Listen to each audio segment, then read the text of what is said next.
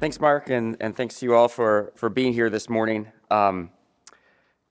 You imagine what would the term be? The nausea that I encountered thinking that I was going to be following up a lecture by Dale Alquist, who specializes in the most quotable author in English literary history, G.K. Chesterton, and then just to double down on my fear, trembling, and suffering, we hear words from Solzhenitsyn's Nobel Prize winning address, which is probably one of the greatest addresses in the history of oratory. So it's all downhill from here, I'm afraid. But I hope I can say a few things that will be at least of interest, if not matching the eloquence of Chesterton and Solzhenitsyn. I knew I was going to be leading things off this morning, and in reflecting on what I might share with you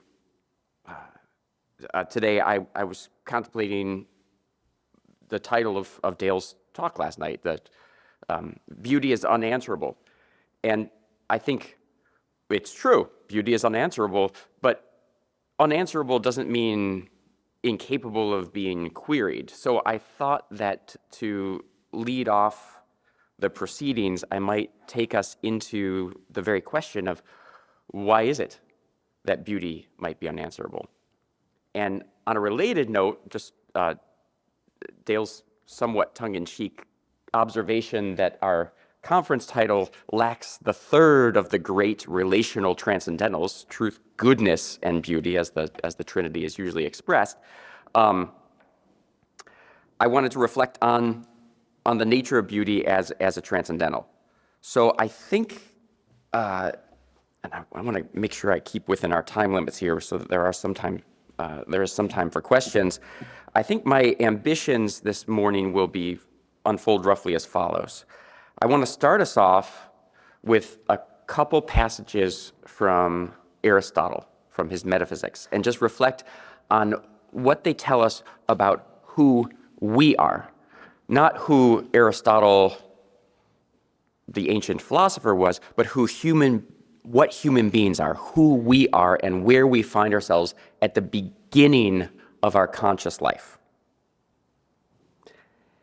And then I want to turn to, if you're going to talk about Aristotle, you have to talk about Thomas Aquinas. I'm going to turn to Thomas Aquinas and ask the question, where do we end? What is our destiny, our telos, our purpose? What is the fulfillment of human life? And having established those 2 points, I'll sink us right into the middle of things with Plato and contemplate how we get from the beginning to the end, with some reflections from Plato on the nature of that word that seems to be unanswerable, that concept that Solzhenitsyn, in his kind of crazy Russian way, seems to think is so fundamental to us. What is the nature of beauty? And then, just to out-weird Solzhenitsyn a little bit, I want to reflect on a word that, how would I put this? One of the most fruitful things to do for us English speakers is to look for those words that don't have Latin roots, those words that come from the Anglo-Saxon, because almost invariably the etymology reveals strange things to us. And so I actually want to reflect with you for just a few moments on the word behold. And then, if people haven't run for the exits already, I want to share a few poems with you that I think are, to the best of my ability anyhow, that are exemplary of the concept of contemplation and beauty that I'm going to be outlining in these initial remarks. So to begin, 2 passages from the beginning of Aristotle's Metaphysics. Now, I am not the most ambitious of people, but I'm not that lazy. And yet I've noticed that when it comes to Aristotle, often the best parts of any individual book are the ones that appear in the opening pages. So for example, if you read the first 2 chapters of the Physics, you really can be excused from reading the whole rest of it. And again, that's not just laziness, it's just the first 2 chapters, you get him explaining how change is possible, and then talking about how we come to understand things through the 4 causes. The whole rest of the book is how do you divide time, which we just do with our watch and leave it to that. Something similar can be said about the metaphysics. I mean, the metaphysics, more than the physics, is interesting all the way through. But the opening pages of the metaphysics, and just a couple paragraphs in particular, are probably Aristotle at his finest. So here's how the metaphysics begins. All human beings, by nature, stretch themselves out towards knowing. A sign of this is our love of the senses. For even apart from their use, they are loved on their own account. And above all, the rest, the one through the eyes, sight. For not only in order that we might act, but even when we are not going to act at all, we prefer seeing. One might say, as against anything else. And the cause is that among the senses, this one vision, most of all, makes us discover things and makes evident many differences. Let me give you that quotation just one more time. All human beings by nature stretch themselves out toward knowing. A sign of this is our love of the senses. For even apart from their use, they are loved for their own account, on their own account, and above all the rest, the one through the eyes. For not only in order that we might act, but even when we are not going to act at all, we prefer seeing, one might say, as against anything else. And the cause is that, among the senses, this one most of all makes us discover things and makes evident many differences. So let's explore this passage just a little bit. First of all, where does it begin? Though we don't always know that we can know anything, we all know what it is to know, and yet we don't think about what it is to know. And so Aristotle helps us from the very first sentence. Knowing is a kind of stretching out of ourselves, as if the mind itself moved from within us out into being, into the things that are.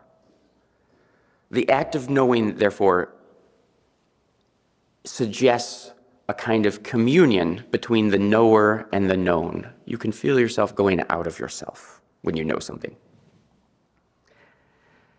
And you say, well, what does that entail? And Aristotle is quick to follow up.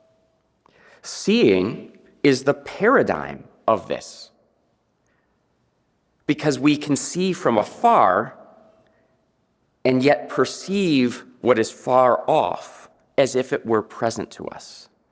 You say, Mr. Wilson, this is not the most profound stuff you've ever expressed or anybody's ever heard. Well, it is kind of. Think about the differences of the senses, and I'll put a kind of gross fine point on it. Just contrast. Did you ever, in your youth, ask yourself or ask one of your friends, if you had to give up one sense, which sense would it be? Right? And the answer is the same for everybody. Smell. Smell's gone. If you have to choose, that's the one that's going to go. Why is that? Think about the way the sense of smell operates. It reminds us of our own animal physicality. Because with smell, things assault us. Hence, we have offensive odors from time to time. They invade us.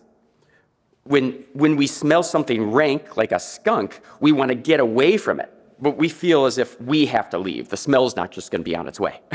So there's a sense of our own physical vulnerability, our own way of being invaded that comes with the sense of smell. In contrast, the sight stands apart. You may remember hearing in your youth that American Indians would criticize the Europeans because they would always have to come up close to things.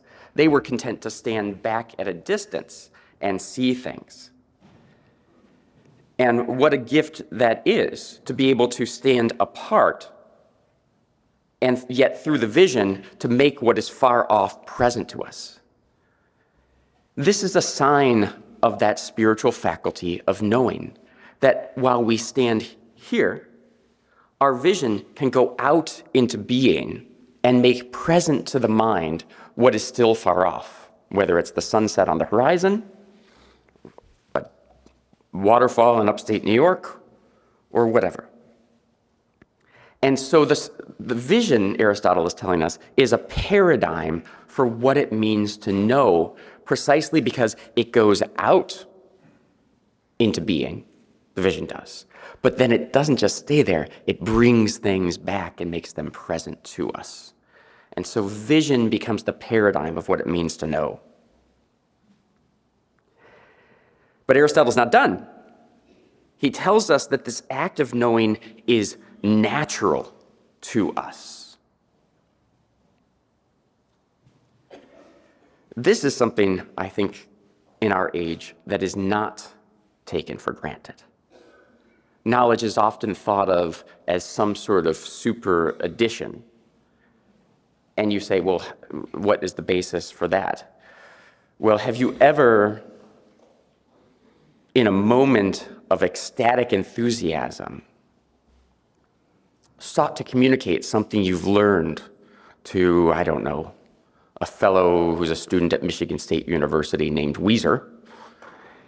And you say, Weezer, let me tell you what I've just learned. And he looks at you with contempt and says, why would you want to know that? This is when people refer to themselves as nerds or geeks, etc. It's because they know something that they're not convinced that other people want to know. Right.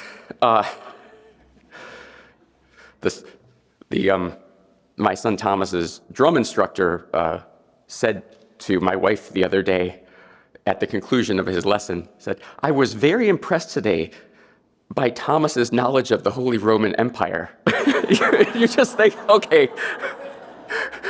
So there are things that Thomas knows that the drum instructor just would say, wait, what? Why do you know this? Anyhow, I'm not quite sure what Thomas knew beyond the Voltaire quotation that everybody loves. But Aristotle holds Weezer, etc., in a certain kind of disdain, as if he were the unnatural one, because it's in our nature to stretch ourselves out towards knowing. We were born for this. Knowing something, therefore, is something we simply like to do. I don't think I have any quotations to share with you today from St. Augustine, but many of you will know the famous distinction that Augustine makes between curiositas and studiositas, that we just by nature want to know things. And studiositas is that stretching out of the mind towards knowing that is fulfilling, that is genuinely fulfilling of our nature as beings who want to know, as intellectual beings. But then there's curiositas, which is where our nature just can't help itself. It wants to know, but it seeks things that are not fulfilling of our end. The infamous example being, and I think I've shared this anecdote before, but in my youth, sometimes driving down the road in East Lansing, Michigan, my mom would be driving the car and she'd see emergency lights up ahead.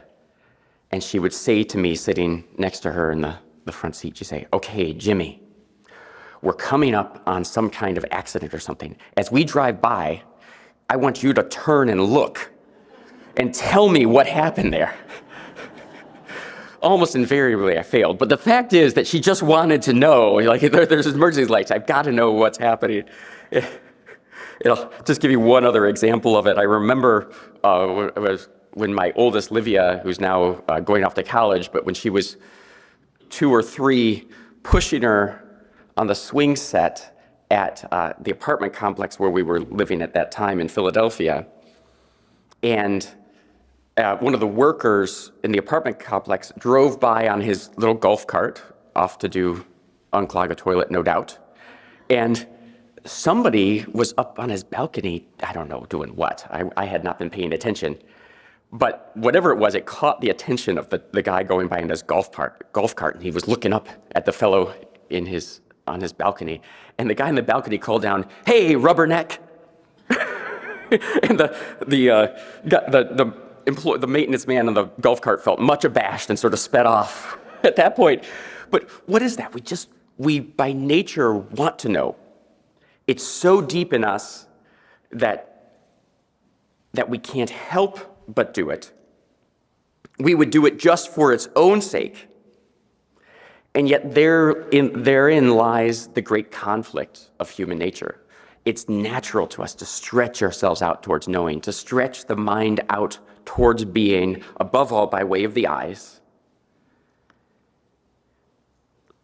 It's natural to us, it's fulfilling to us, and yet much of human life consists of trying, as it were, to direct our gaze in the right way.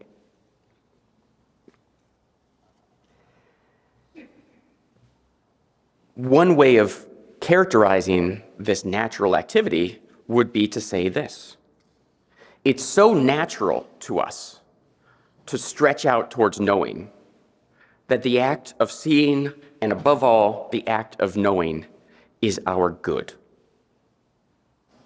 It is our good to know what is true. And when we fulfill that good end of knowing the truth, we do it for its own sake. It fulfills us. That is to say, if someone to say, like the Weezer fellow I mentioned a moment ago, why would you not to know that? There's only one fitting response. Why would I want to know about the Holy Roman Empire? For the beauty of it. So goodness, truth, and beauty are already intertwined in our lives from the moment that we first stretch out of ourselves towards knowing anything.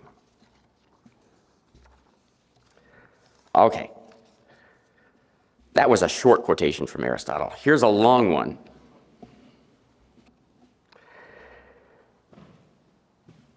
That wisdom about the causes of things is not productive knowledge, says Aristotle, is clear too from those who first engaged in philosophy.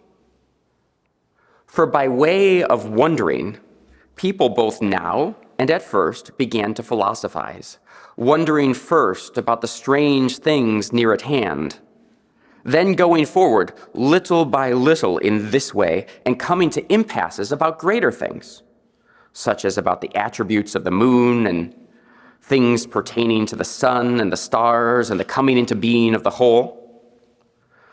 But someone who wonders and is at an impasse considers himself to be ignorant, for which reason the lover of myths is in a certain way philosophic, since a myth is composed of wonders. So if it was by fleeing ignorance that they philosophized,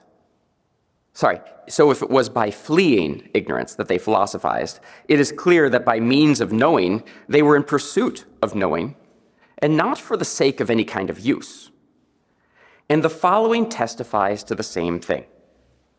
For it was when just about all the necessities were present, as well as things directed towards the greatest ease and recreation, that this kind of understanding, philosophic understanding or wisdom, began to be sought. It is clear then that we seek it for no other use at all, but just as that human being is free, we say, who has his being for his own sake and not for the sake of someone else, so also do we seek truth or wisdom as being the only one of the kinds of knowledge that is free, since it alone is for its own sake. So that's a long one. Just a few observations from it. First of all, philosophy, the human act of desiring or loving the truth, begins in wonder. The experience of wonder is always a movement, therefore, of reason, you want to know the truth, and desire, you want to know the truth.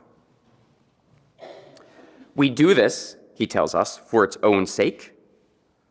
Once again, in other words, we desire the truth for beauty's sake. But now here's the most important point in this passage. Wonder begins in us, hence the statement, I wonder about that. I wonder what that is. But the only way wonder can begin is in response to the world being composed of what Aristotle calls strange things. So I wonder about something, but in contrast to many modern thinkers, Descartes would be sort of the exemplary one, my wonder, though it's mine, doesn't really begin with me. Before I can wonder, there must be strange things in the world that first excite or generate or prompt or stimulate me to wonder about them. Which means the following. We only wonder about the world because the world was first wonderful. Our act of wondering is not something that truly begins with us in the sense of an unprompted movement just from the self stretching out towards knowing. That movement is second. The first movement is of the world itself, being itself, presenting itself to us, throwing itself at us as being wonderful, and our act of knowing is a response to this. This has several implications. First of all, when we talk about knowing or seeing something, we usually use the phrase or the term an object, but we don't often attend to what that word means fully. Like in a contentious court case, the world objects to us. That is to say, it throws itself up at us. It says, here I am. It gives itself to us as a gift. And it's only in response to that first gift of being that our natural human act of wonder responds and goes out. So the world first gives itself to us, and then we, in turn, in response, in, you might say, gratitude for that gift, stretch ourselves out towards knowing. The implications of this are kind of huge. Why? Well, just to give you, to distinguish what Aristotle's telling us from much of modern thought, it's very common for modern people to say something like this. We look out at the Pacific Ocean on a map,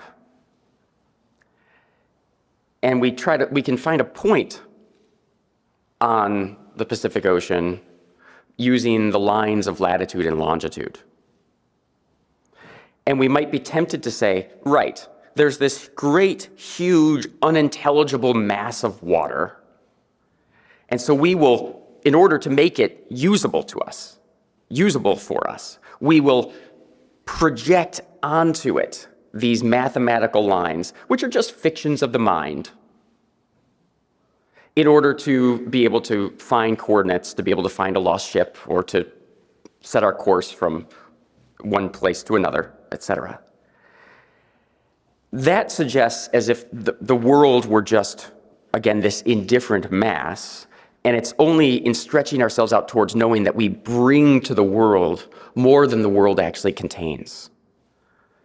This is a typical modern idea, right? So it's common for us, if somebody says such and such is the case, someone will respond, well, that's just you bringing your ideas and foisting them on reality. Those ideas are not the true account. But Aristotle says, au contraire, in fact, every act of knowledge, every stretching out towards being, is only initiated and can only be initiated by the world itself, being itself first giving itself to us. So anything we come to know is always a response to the gift of being throwing itself at us in the first place.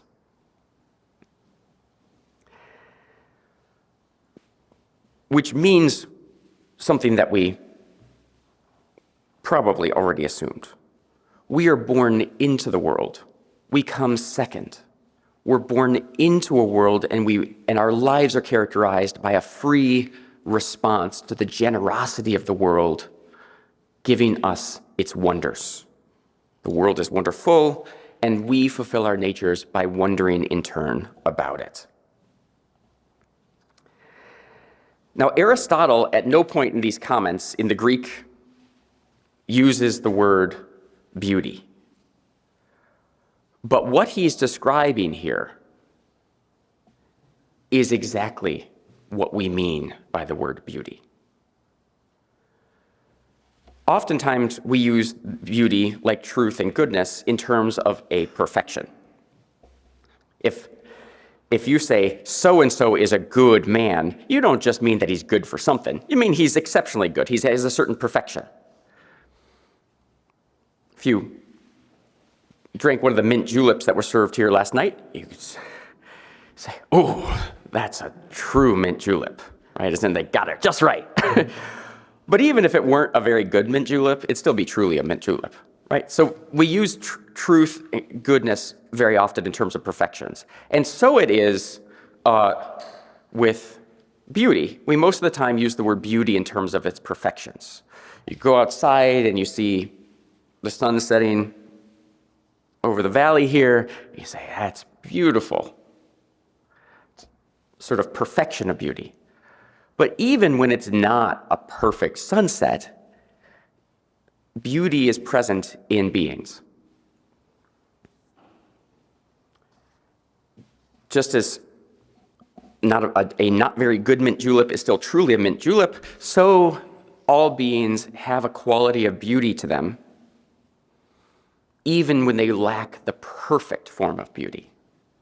And this is what the medievals meant when they said that truth, goodness, and beauty were transcendental properties of being. That is to say, they're attributes of things, all things, insofar as they are things, even if those things are not the perfect expression of something. You say, well, why do we need this term beauty to talk about all things? I'll stick with using beauty just to characterize, a Wingate painting or something like that. Well, I'll tell you why.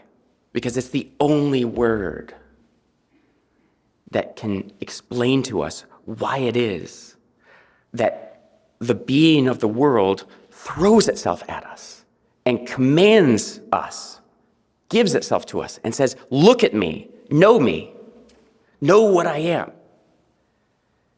It's the dimension of being that therefore first initiates us into our nature as knowers. So even in that aboriginal moment where we're first coming to desire to know things, beauty is present. And it's not just present, it's what prompts us to begin the path of wondering about the world and fulfilling our nature as those who are called to wisdom, to knowing the truth. St. Thomas Aquinas, as many of you will know, was deeply impressed by Aristotle's philosophy. But even if he hadn't been, he would have, if he'd just been a reader of Plato or any other of the great ancient philosophers, he would have still come to the same conclusions that Aristotle leads us, to which Aristotle leads us. So in the Summa Contra Gentiles, beginning in part 3, question 25, Aquinas reflects on what is our end, that is to say, the good for which we were made. And as you will imagine, he looks back to Aristotle and says, well, by nature we desire to know. And that is the specific difference that makes human beings the kind of species they are. We're the ones who desire to know, and know for its own sake. We wonder about the world in response to the world's wonderful qualities. If this really is a specific difference, says Aquinas, then it must be the case that this is what defines our essence, and what defines our purpose or our true human good. And so in 325 in Summa Contra Gentiles, he tells us that the purpose of human life, the human end or good, is the knowledge of God. Now here we are at Christendom College, and we say we already knew that. That's why no education can truly be an education if it doesn't teach us about God, because this is our end, to know God. But for Aquinas, this is only the beginning of the question, the beginning of the answer. Because it's well and good to say that we desire to know God, but what does it mean to know God? And so in the subsequent questions, he entertains the possibilities. I won't go through all of them with you, but here are a few of them. One is, if we really by nature desire to know only because the world itself gives itself to us in wonder, then even in that primordial act, that most primitive act of our intelligence, even there, we have a certain knowledge of God. How? Well, because all those beings that give themselves to us to be known have to have a cause, and the only cause that could account for all of these contingent things out in the world giving themselves to us is the one necessary being who is God. So even in the most primitive act of seeing, you already have a certain knowledge of God. You say, but so we're done? Our life's fulfilled? No, not quite. That knowledge is not sufficient. That's not a knowledge we can rest in. To the contrary, that only gets things started. And so Aquinas asks next, well, how about a discursive knowledge of God, the philosopher's knowledge of God, the knowledge of God that at the beginning of the Summa Theologica, he gives us by way of his 5 ways. In other words, you've read the textbook on the nature of God and you can recite it from rote. This too, Aquinas tells us, is not fulfillment. Otherwise, Thomas Aquinas would already have been in heaven when he wrote the Summa Theologica. To the contrary, he was just getting started. And then, being good, pious Christians, we say, well, of course, philosophical knowledge of God is not sufficient. Because we have faith, right? Doesn't faith super elevate our minds so that we can be fulfilled through faith? Not so fast, says Thomas Aquinas. The mind stretches itself out towards knowing by way of vision. And our standard of when we really know something is always to say, now I see.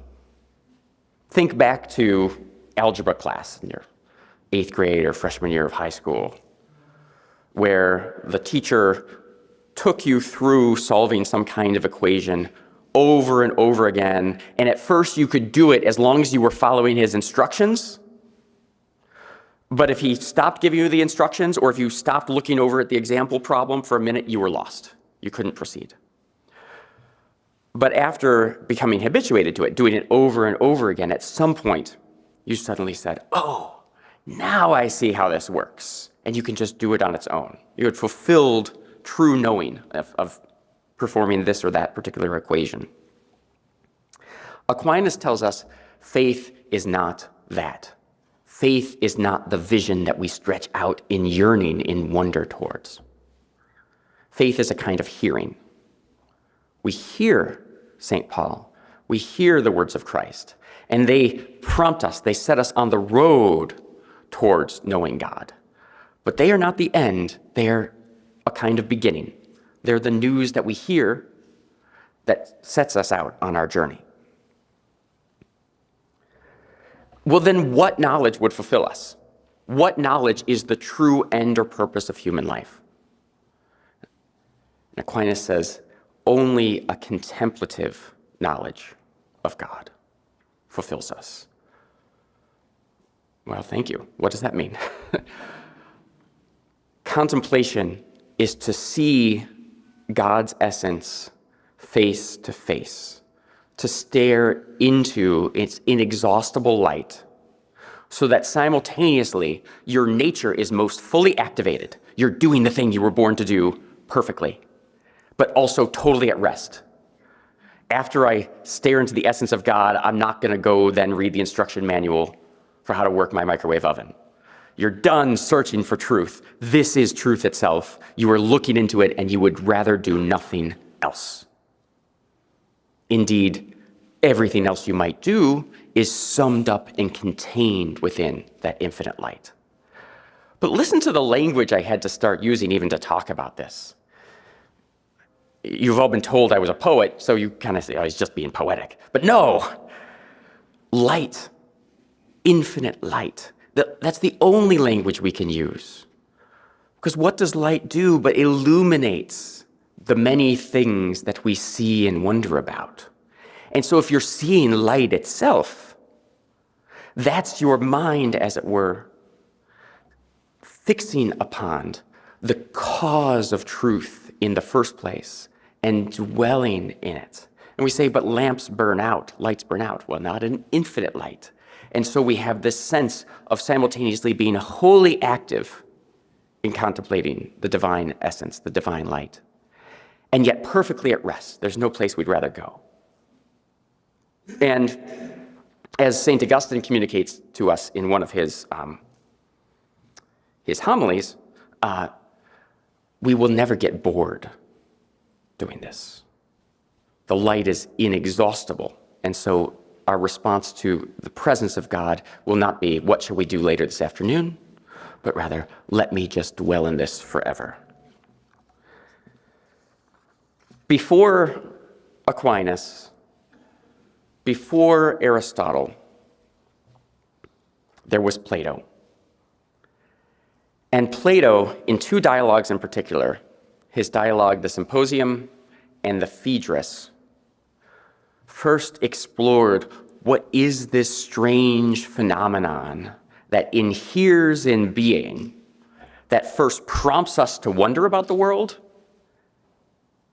and then draws that wonder down a path through our life until it finally culminates in this vision that fulfills us of the divine light. And the only word that Plato could give us for this phenomenon is beauty. Beauty is what first excites the soul to start wondering about things. But as we add knowledge of this thing to this thing, we begin to put the world together. The world begins to make sense. We begin to see the world as what Plato called a cosmos, that is to say, an order of things, a good order. And it's beauty that leads us to put those pieces together and say, now I see how the world works. Just think about the most elementary hierarchy, plant, animal, human being. Living thing with movement, living thing that knows. The whole world fits into hierarchies like that. And we can see there's nothing left out. The strangest thing, fungus, doesn't matter what it is. Everything fits into some kind of order, and we can see the whole. And everything is related to everything else. I've used this example probably too many times. I'm going to irritate Ben Marsh with it. But for example, elephants and giraffes superficially don't have a whole lot in common. One's a big gargantuan thing with a trunk. There's a rather sprightly horse-like creature with a very long neck. But then we say, wait a second, elephants have long trunks, giraffes have long necks. Suddenly, these unrelated things, or seemingly unrelated things, actually stand in a certain relationship to each other. And as the mind stretches out towards knowing, it goes from relation to relation to relation to relation until it comprehends the whole world. And this is all seeing the world in terms of its beauty, the relationship of things, says Plato. And as we go from thing to thing and then eventually comprehend the whole world, we say, but what causes all these things? What is the source that puts this great cosmos, this orderly world, into being in the first place? And there, at long last, the mind reaches up to its very limit in order to rest in the cause of all things, the creator of all things. Plato not only gives us this account, moving from the particular beauty of this thing, what's that, to the particular beauty of being in general. Now I see how the world works. To the divine beauty, the beauty that causes all things to be. He not only gives us that, he gives us a language to explain how it works. I think it was Mark said last night, well, how would we define beauty? And of course, many people will say, well, it's undefinable. Not only is it unanswerable, but you can't account for it. You just know it when you see it. Well, you do know it when you see it, but you can still define it. And Plato gives us terms that have not been surpassed. Beauty is simply form plus splendor. Form. A thing gives itself to us. This is a giraffe I'm looking at. As having an intelligible nature to itself, a form or an essence. But looking at the giraffe, among many things you could think about the giraffe, is that it had to come from someplace. That is to say, the giraffe is a clue to a mystery that transcends itself. Even a giraffe has a certain degree of splendor. I probably should have said even a slug has a certain degree of splendor. Splendid slug. Yes. And so this is when Plato set about defining beauty, he wasn't just trying to define one perfection among other things. He was trying to explain why it is that the world is the way it is, and we creatures in this world act the way we do and have the natures we do.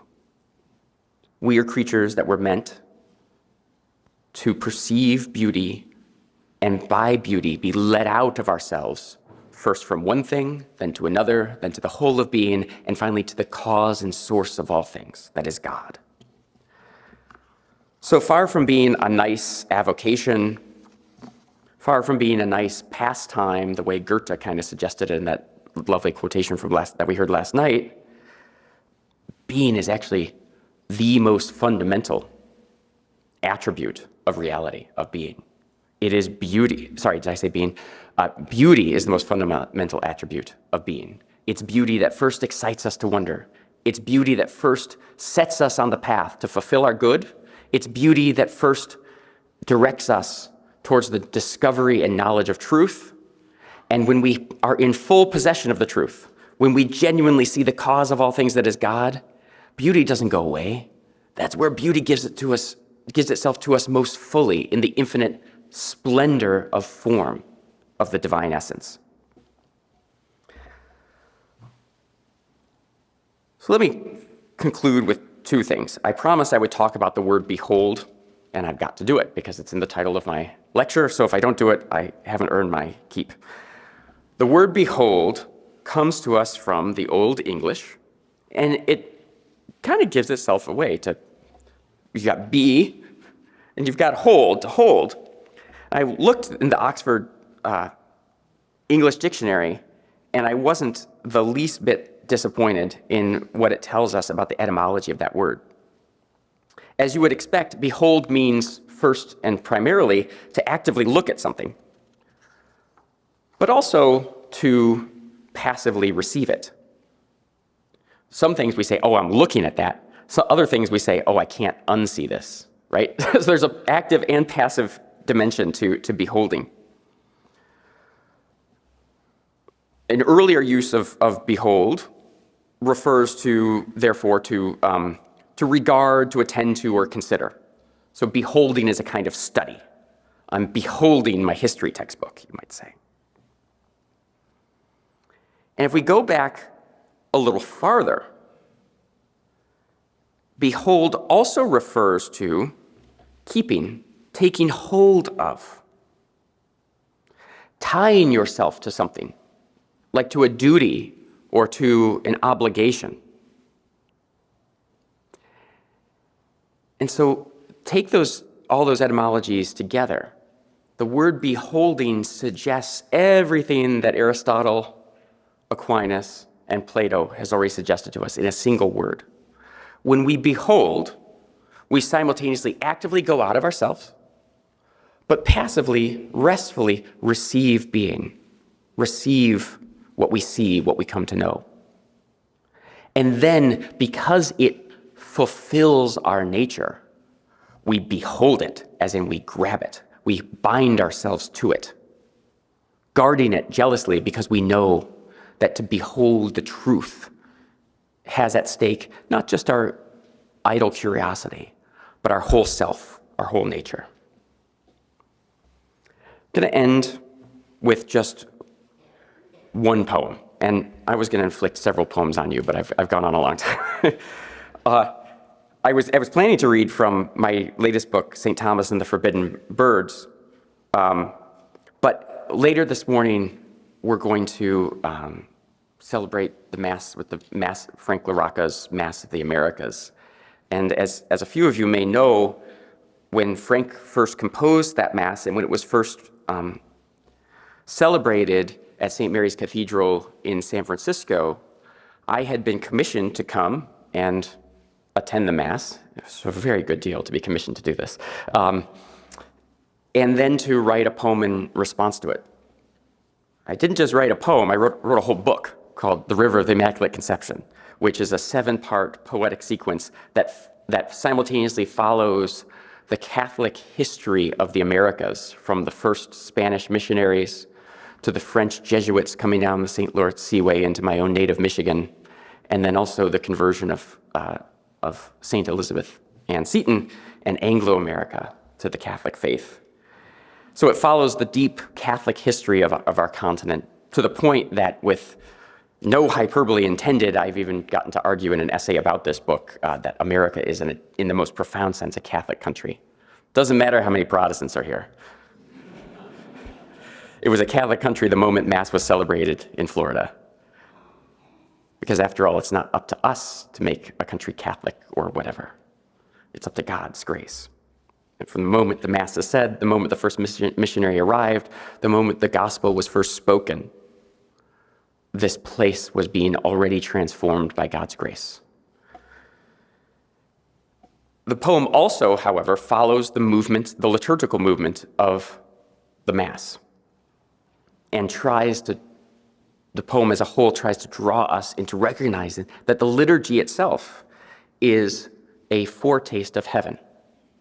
The contemplation of the Eucharist, the contemplation of the Mass as a whole, as we pray the Mass, is an anticipation of the great joy we will have at the end of our earthly lives when we stand before the divine essence, the everlasting light of God. So let me just read you the final poem from this sequence, which takes its title from a line from Frank's composition, "Hasten to aid thy fallen people."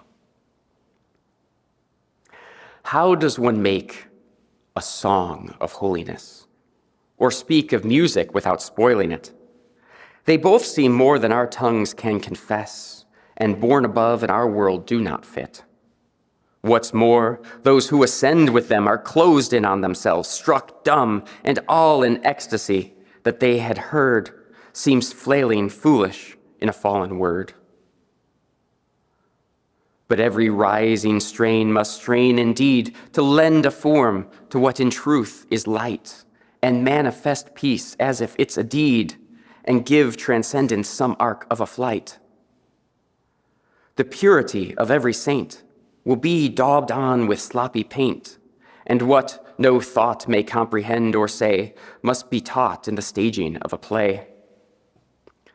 The gift of form, because so fascinating as we bend down to work with knife for ruler, reminds us that beyond it's always waiting some piercing light. Consider how the jeweler makes every cut upon a stone, for its sake, but not that alone, his patient labor wasted if a line does not reflect and multiply and shine. And any humble implement may serve to figure forth and yet conceal that light, so that high thought is felt upon each nerve and mystery is given to our sight. Just this way, things are lifted up, a chalice wrought from wooden cup, a little dust and water mixed to clay are molded into birds that fly away. The Mass is first his earthen sacrifice, but also taste of peace and heaven's throne, the gift that leaves behind all thought of price, yet where no less we raise a plangent groan, for at its finish we are sent into the world both dark and bent, that bearing out the Virgin's hastening aid, from ruined choirs some good may be remade. Thank you.